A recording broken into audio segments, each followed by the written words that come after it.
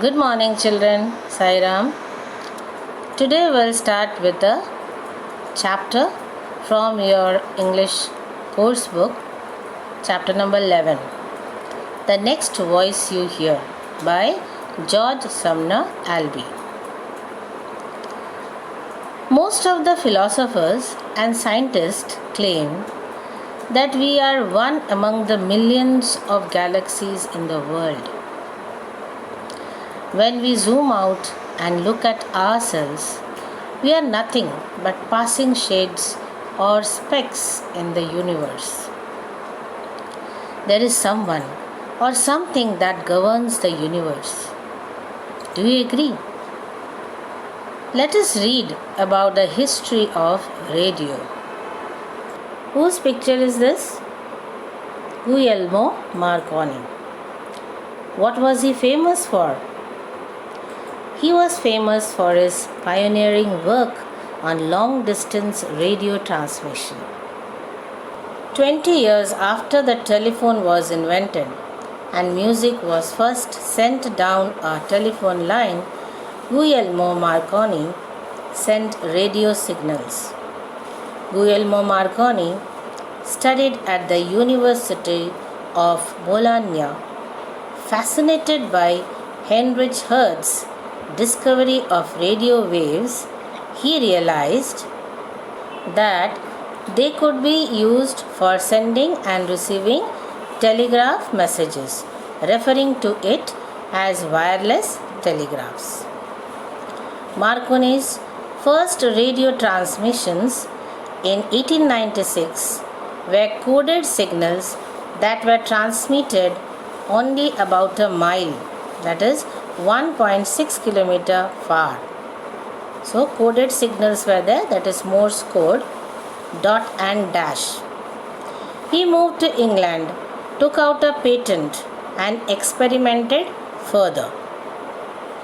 Took out a patent. Patent means he got the official right to make, sell the product or an invention. So here nobody can copy it. In 1898, Marconi flashed the results of the Kingstown Regatta to the offices of a Dublin newspaper, thus making a sports event the first public broadcast. Marconi flashed the results of the sports event to the office of Dublin, which is in Ireland. So this is the first time a long distance radio transmission was done. But far away in distant Kolkata, Jagdish Chandra Bose had not only researched but publicly demonstrated the use of radio waves by 1895. Just 1 year before Marconi did it, Jagdish Chandra Bose in Kolkata, he had researched and publicly shown the people the use of radio waves. Not only was the Indian's research ignored in the face of his European contemporary, Bose, ever the idealist, refused to take out a patent and make money from research that would be of no use to humanity. Where Marconi was keenly interested in commercializing radio, Bose's interest was purely academic. At that time, India was under the British rule. Maybe that is why his research was ignored. And moreover, Bose was an idealist. He never wanted to make money. If he gets the patent of it, he will make money. But then he never wanted to make money which would not help the humanity. Whereas Marconi was very much interested in commercializing radio. That is why he got the patent to get money. But Bose was purely academic. He was only interested in the research work, not for making money. The next year, Marconi opened the first radio factory in Chelmsford, Essex, and established a radio link between Britain and France. A link with the USA was established in 1901. In 1909, Marconi shared the Nobel Prize in Physics for his wireless telegraph. However, most of the world is still unaware of Bose. So we find so many countries got connected due to this radio transmission. In 1909, he got the Nobel Prize, whereas many people still don't know about Jagdish Chandra Bose. Before starting with the lesson, let us know about the author. George Sumner Albee. He wrote a number of novels, including Girl on the Beach, Three Young Kings, and By the Sea. He had started writing short stories at the age of 12. One, The Next Voice You Hear, appeared in Cosmopolitan, that is magazine, in 1948 and was adapted to a Metro Goldwyn Mayer motion picture released under the same title in 1950. Let me give you a background of the story. In this story, the writer has created a character of God who, in a desperate last attempt to save the world, chooses a voice to reach all the people on earth. The theme of the story is peace and harmony, with very strong anti-war undertones. One evening, people hear a voice over the radio. It identifies itself as a voice of God. Though people don't believe it at first, the next time God addresses the world, miracles begin to take place on a regular basis in their lives. God's intent in doing this is to pass the message of love and peace to human beings. God wants human beings to love one another and save the planet and themselves from destruction. Now let's start with the lesson. At exactly 9:38 p.m. on the first Monday in March, the strange, majestic voice was first heard over the airwaves. Just why that day and hour were chosen, nobody can say. In any event, the immediate reaction was disbelief. People simply could not believe their own ears. So at what time they heard a voice? 9:38 p.m. Okay? And the voice was majestic, very royal voice. And first time they could hear it. But what was the reaction? People were not believing it. Floyd Uffelman of Doylestown, USA, was down in the cellar playing with his son Lyman's electric train and following a quiz program on his portable radio. Suddenly, the program faded out and that voice, deep, gentle, benevolent but firm, said, "This is God. I'm sorry, I must interrupt you." What's the meaning of benevolent? Kind. What was Floyd doing in the cellar? He was playing with his son's electric train and hearing a quiz program on his portable radio. But then what happened? Suddenly the program stopped, and in place of that, a voice started speaking. What did it say? "This is God. I am sorry, I must interrupt you." Let's see what happens. Here, see the picture of Floyd.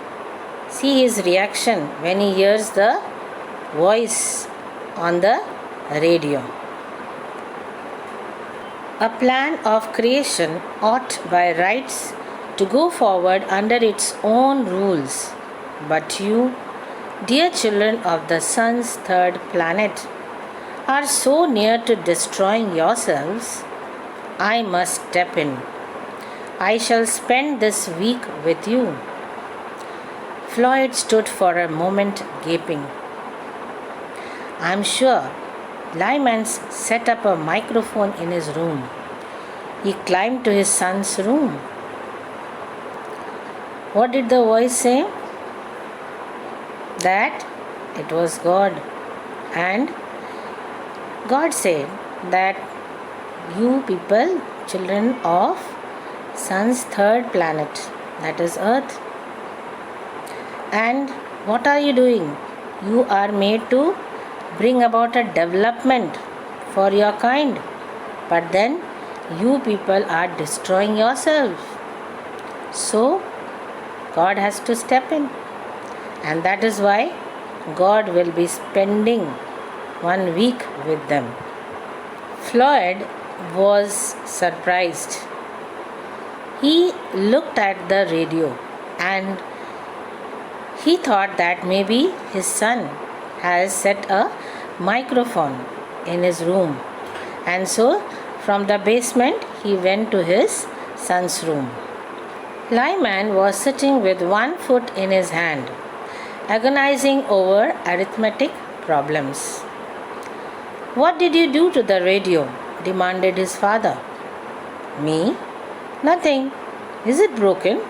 The boy asked. Floyd was deeply puzzled.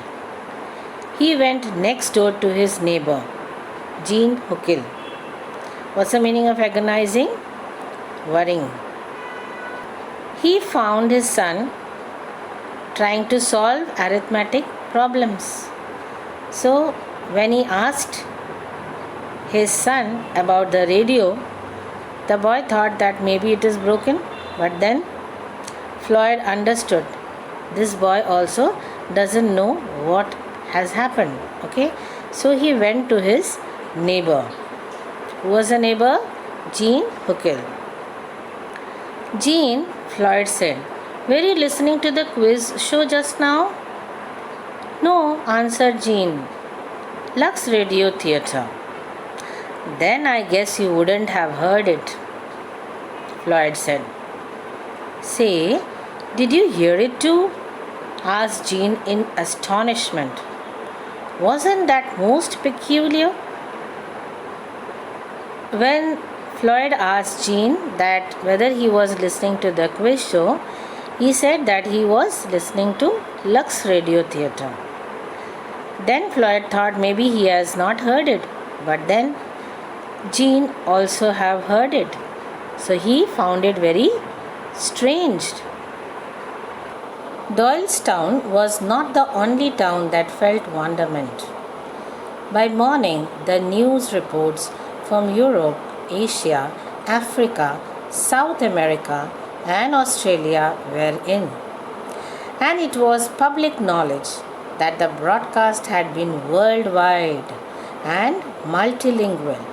So, what is multilingual? In many languages. So, what do you find? That this announcement was broadcasted everywhere, not only in Doylestown, but everywhere in the world. And it was also in many languages, not only one language, right? Arabs heard the announcement in Arabic and South African tribesmen in Shironga dialect. What do you think of it? One man would ask another. Never were the humble words, I don't know, spoken oftener than that first Tuesday in March. The Arabs heard the announcement in Arabic language and the South African tribesmen heard the announcement in their language. People were finding it very strange that the voice was talking in their language, and they started discussing what do they think about that voice. Nobody knew the answer, so they started saying, I don't know. The announcement was made on Monday, and Tuesday people started saying, I don't know. So many times they said that never before they have said these humble words so many times. The sun went down. By 8, the ammeters in the power stations were registering increased loads. Nor were listeners disappointed.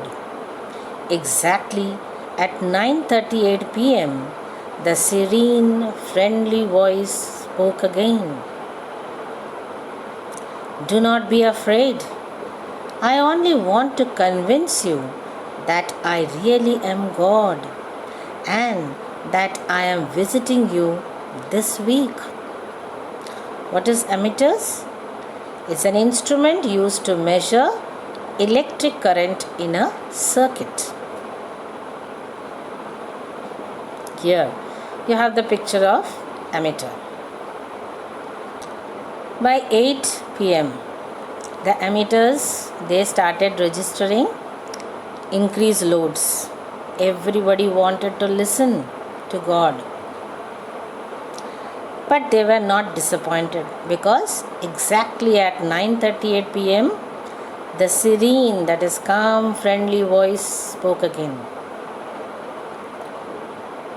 God said, people, you should believe that I am God and that He is visiting them that week. This time, direction finders attempted by means of radio signals to identify its position while the voice was on the air. But no sign of trickery was discovered. So the direction finders, they tried to find with the help of radio signals to see from where this voice is coming, whether somebody is playing a trick, but they could not find anything. On Wednesday, the newspapers devoted page after page to the voice. The unanimous view of those scientists who could be reached for comment, some of them seemed to be hiding, was that the voice was a man's. If it were actually God speaking, pointed out a professor of logic, he would not find it necessary to use the radio. Ministers of gospel were more reserved in their statements.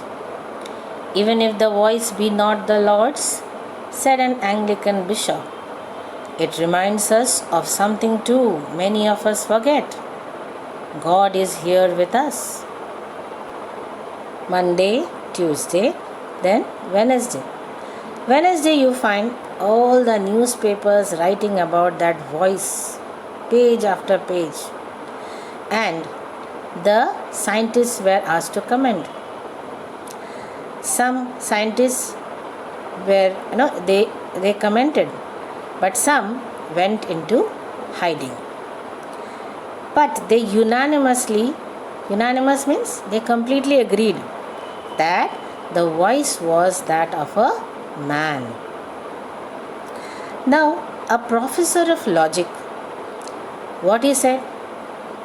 If it were actually God speaking, he said that if the voice was of God, then he wouldn't have used the radio as a means of communication. He could have done it another way, right? Now, what about the ministers of gospel? Ministers of gospel means a priest of the church. Now, the Anglican bishop is a priest of higher order. What did he say? He says that even if the voice is not that of God's, it reminds us that what we always forget, What we always forget? That God is here with us. So it tells us that God is always there with us. Children, today's session I end here.